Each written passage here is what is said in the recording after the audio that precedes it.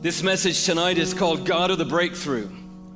God of the breakthrough. And I don't know what you're hoping for in your journey right now, but God is able. That's the message tonight.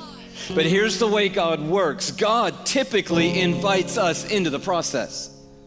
See, we have a tendency to say, God, I need you to work. Now, I'm going to just sit back and pray and trust that you'll work. And God says, I would like to work, but I would like to invite you into the process with me.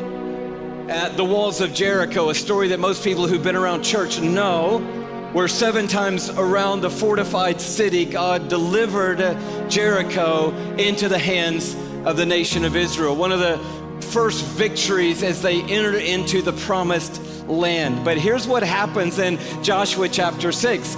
God says to Joshua, I'm going to give you the city. In fact, I've given you the city. I already promised that to your forefathers. I promised that to Moses, and I'm promising it to you. I'm going to give you the city, but here's what I need you to do. Organize the people, get the priests, get the Ark of the Covenant, and make one lap around the city on the first day, another lap on the second day, the third day, the fourth day, the fifth day, the sixth day. Going to do a little different plan on the 7th day. So see what God did. He said, I'm going to give you the city, but now here's what I need you to do.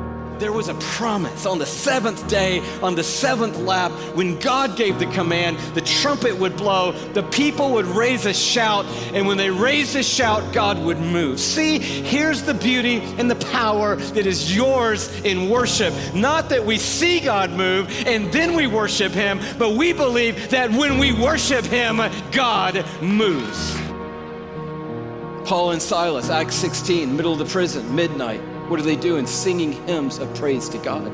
Totally counterintuitive to the seeing world, but makes perfect sense to the believing world. Because when you are down in the bottom and everything has gone opposite of what you had hoped or planned, what else is there to do but to cry out and call out to the God of heaven and the God of earth? And as they sang the hymns of praise, all the prisoners were listening, but the prisoners weren't the only ones listening. Heaven was listening, apparently, because the walls started to shake and the chains started to break and the prison doors swung open. And that night, the jailer and his family got saved and got baptized. Not because of extraordinary boldness, but because of extravagant worship. And what was the extravagant worship? It was a song in the night. But when the darkness closes in, when it doesn't all add up, when you can't see past your face, when you cannot make sense of the circumstance in the situation, but you still believe in God, you still believe in Jesus, you still believe in the one who gave 100% so that you could be alive, you praise him, you bless him, you honor him and proclaim him in the middle, you garner the attention of heaven and you move the heart of God.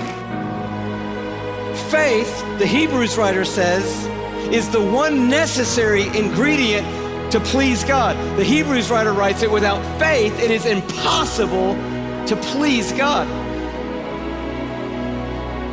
I'll tell you what he wants, and I'll tell you what'll move his heart. Your faith, your trust, you putting your faith on the altar and saying, if you don't come through, I'm hosed, but I believe you're gonna come through.